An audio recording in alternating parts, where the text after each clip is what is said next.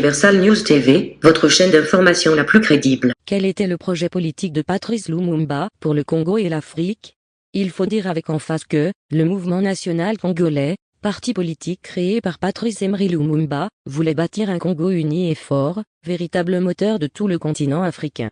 C'est ainsi que les dirigeants du MNC de Lumumba invitèrent toutes les populations congolaises, sans distinction de sexe, de tribu, de race, de région ou de croyances religieuses, à se regrouper massivement autour d'eux pour poursuivre, dans la liberté retrouvée, la construction du pays avec comme devise unité, fraternité et solidarité. Écoutons maintenant Patrice Lumumba, dévoiler ici les différentes étapes de la construction d'un Congo uni, fort et prospère. Écoutons. Patrice Lumumba, vous êtes leader du MNC, du mouvement national congolais. Quels sont les objectifs de ce mouvement? Nous poursuivons 3 objectifs bien précis. Le premier objectif, c'est grouper tous les Congolais sans distinction des tribus, de race, de classe ou de religion en vue de réaliser l'unité nationale du pays. Deuxième objectif, c'est initier les Congolais à la vie politique. Et le troisième objectif, c'est réaliser l'indépendance du Congo et constituer un État démocratique moderne, assurant à tous les citoyens le bien-être, la paix sociale et la liberté. Vous parlez d'indépendance. La chose est acquise depuis la déclaration gouvernementale du 13 janvier dernier. Je crois que tous les partis politiques congolais ou toutes les associations politiques mettent l'accent sur cette indépendance. Mais tout de même, quelque chose vous sépare des autres partis. Vous n'avez pas comme objectif une date précise à cette indépendance? Évidemment, la Belgique a reconnu les droits du Congo à l'indépendance. Il ne suffit pas de reconnaître notre vocation à l'indépendance. Il nous faut des actes concrets. Et c'est pour cette raison que nous avons décidé au dernier congrès de Louabourg de constituer un gouvernement congolais pour le mois de janvier 1961. La population a accueilli avec satisfaction la déclaration royale et la déclaration gouvernementale. Seulement, le peuple congolais désire une date précise pour l'indépendance du Congo. Vous dites « nous » au congrès de Louabourg. Qui, nous? Nous, quand je dis « nous », c'est-à-dire nous les Congolais, et tous les partis politiques qui étaient réunis au congrès de Louabourg ont voté une résolution pour réclamer la constitution d'un gouvernement au mois de janvier 1961. Et c'est-à-dire que votre objectif politique actuel est la constitution d'un parti unique au Congo, d'un parti national congolais? C'est-à-dire pour le moment, l'objectif que nous poursuivons, l'objectif que poursuit chaque parti politique est le même. Cet objectif, c'est la libération du Congo du régime colonialiste. C'est l'émancipation totale du pays. C'est l'unification de toutes les couches de la population. Puisque l'objectif est le même, nous ne voyons aucune raison de division. Et c'est pour cela que nous avons constitué un front commun. Mais après l'indépendance du Congo, il serait normal qu'il y ait 2 ou 3 partis politiques précisément pour qu'il y ait de l'équilibre dans la vie politique et administrative du pays. Mais pendant la période de transition, actuellement, où nous combattons pour réaliser l'union de tous les Congolais, nous ne voyons pas et nous ne voulons pas de division. Et tout le monde est d'accord là-dessus. Pour résumer les étapes, d'après vous, transition jusqu'en 1961. En 1961, premier gouvernement congolais qui peut-être proclamerait alors à ce moment-là l'indépendance, c'est cela? C'est évident parce que ce gouvernement, une fois constitué, le gouvernement qui sera l'émanation du peuple, c'est ce gouvernement qui décidera de l'indépendance totale ou des liens éventuels qu'il pourrait entretenir avec la Belgique. Trouvez-vous des hommes capables, suffisamment expérimentés pour constituer ce gouvernement? Nous avons certainement des hommes qui ont reçu une certaine expérience. Et nous aurons à côté de nous des conseillers, des techniciens belges auxquels nous ferons appel.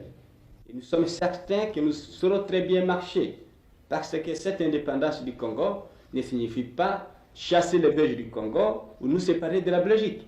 Mais au contraire, nous voulons constituer un gouvernement souverain où chacun aura sa place, où les Congolais et les Belges pourront travailler main dans la main au service de la nation congolaise. Vous êtes aussi un grand voyageur. Vous avez été à Accra, vous avez été chez Sékou Touré à Conakry.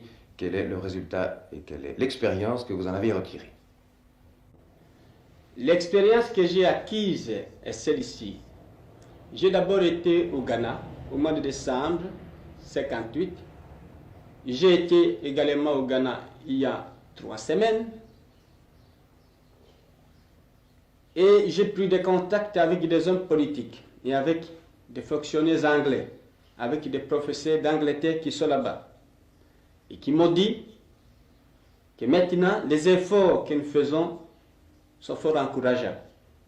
Évidemment, comme tout gouvernement jeune, on connaît les difficultés du début.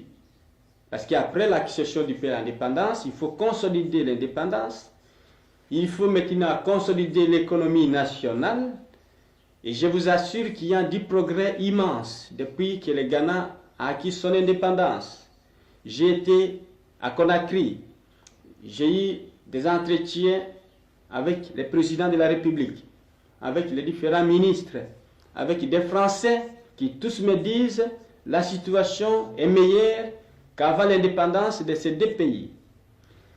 Il y a des efforts constants. Des ministres travaillent parfois 10 heures, 12 heures, 15 heures par jour.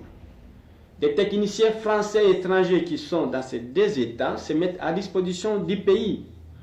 On voit toute la population qui double d'activité.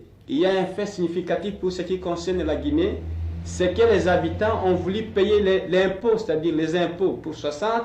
Ils ont voulu payer en 59 en disant « Nous aurons la honte de voir que notre gouvernement a des difficultés au point de vue financier. » Et je pense que l'expérience de ces deux États, où on croyait peut-être qu'ils allaient rejeter l'Occident ou rejeter toute la collaboration, au contraire, ils ont fait appel aux Anglais, aux Français, qui sont revenus au pays. Et dans beaucoup de ministères, j'ai vu des demandes qui émanaient de plusieurs techniciens français et anglais qui demandaient de revenir au pays. Et je suis convaincu qu'en faisant la même expérience au Congo, nous pourrons sauver l'amitié entre la Belgique et le Congo, et entre les Belges qui sont installés au Congo et les nationaux. Ceci m'amène à vous poser la question des intérêts et des investissements belges au Congo. Seront-ils assurés et seront-ils en sécurité? Nous assurons la sécurité aux intérêts belges et aux capitaux étrangers au Congo. Parce que même après l'indépendance du Congo, nous aurons encore besoin de l'apport financier, scientifique et technique de la Belgique. Et comme nous aurons besoin de ces capitaux, il est indispensable que le gouvernement congolais accorde toutes les garanties voulues à ces investissements étrangers. Et c'est notre souci, c'est notre préoccupation. Vous avez vu des milieux financiers en Belgique lors de votre séjour? J'ai rencontré différents milieux financiers. Je me suis entretenu avec eux. Et de ces entretiens, il est ressorti cette idée, c'est que tout le monde commence à avoir clair, c'est que l'indépendance que nous sollicitons n'est pas dirigée contre la Belgique ou contre les intérêts des Belges qui sont au Congo, mais au contraire, nous voulons que le pays accède à l'indépendance et nous allons accorder toutes les garanties nécessaires à ces investissements. Et ces milliers m'ont assuré de leur sympathie, de leur appui le plus total. Ils ont vu clair, ils savent que nos sentiments sont nobles et maintenant j'ai l'impression que les doutes, les appréhensions, les quiétudes, la méfiance même qu'on voyait depuis ces dernières semaines vont s'aplanir dans les mois à venir. Une question encore. Vous allez partir incessamment demain jeudi. Quelles sont les impressions que vous avez recueillies au cours de votre séjour en Belgique? Au cours de mon séjour en Belgique, j'ai rencontré la plus grande compréhension dans différentes couches de la population belge. Je suis encouragé et je suis certain que cette coopération va nous aider dans les mois à venir pour la solution de nos problèmes. Je profite de mon passage à Bruxelles pour rendre un particulier hommage à Sa Majesté le roi Boudoué.